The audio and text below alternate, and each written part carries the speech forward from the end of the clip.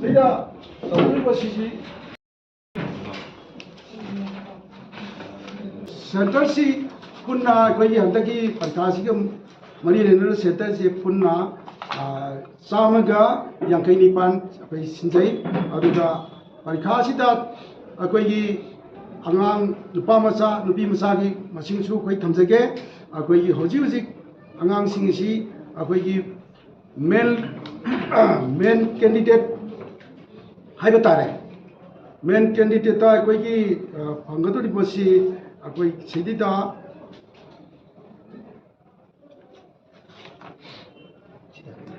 main candidate ता लिसिंग ट्राइन पानका Sunny मरफुतरो अदुगा female regular candidate ता लिसिंग ट्राइन पानका चात्रु कुनगनी पा अदुगा मेन एक्सटेंडेंट दा सामंगा का मौद्रा तरुक अदुगा फीमेल एक्सीलेंट कैंडिडेट चातरुक का ट्राइब्रेट असिना हारिबा स्कूल से हारिबा तकी एग्जाम से थागनी लोइनाना अमुका ना याम इंटरेस्टिंग ओइबा पोलमना हतक से ममांगी जैगे यंगनरुबदा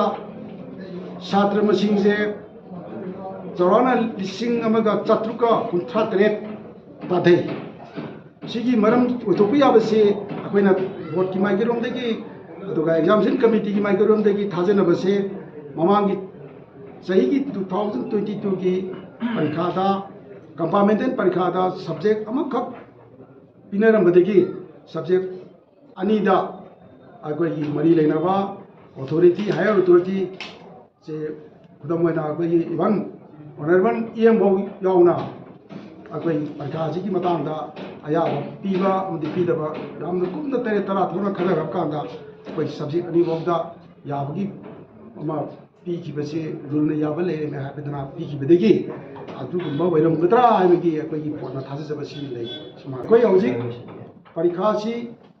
पांथोकपा मतमदा यामना सेंगना अखोई करिगुम्बा मतमदा यामना थोनिंगदबा अखोई करिगुम्बा मखन मखन की एजिटेशन क्या तौरपत अमांग ममांग थेनजै मधु हदक्ति असुगुम्बा करिगुम्बा एजिटेशन से करी एनी मखन की बन स्ट्राइक अदुगा करी करिगुम्बा मतमदा अखोई थोनिंगदबा अखोई खुदोंचादबा मखन की एजिटेशन खुदिमक से छात्र छात्रीसिंगी इंटरेस्टा असुगुम्बा परीक्षा से मायोंग नजरिबा छात्रीसिंदा अकी अखंग थोक्तनबा अदुगुम्बा थोकसिंसु लेपियु अखागी सी तमकछि यमगा चा इनावगिनी चा इसुगिनी खलगा तोबिरक्तनबा इना अपील तौनरी अखोइगी परीक्षासी मपुंगना अखोइगी प्रैक्टिकल यावदबिदा एप्रिल की तांग उमदा लोयरगदबनिना अखोइना मसिदा परीक्षा हाइदोकपकी तांदासी मे की सेकेंड वीक स्वाइदा अखोइ परीक्षासी हाइदोकप ngमगनी हाबगी थाजब चपचान होजि फोगी दी लेजगी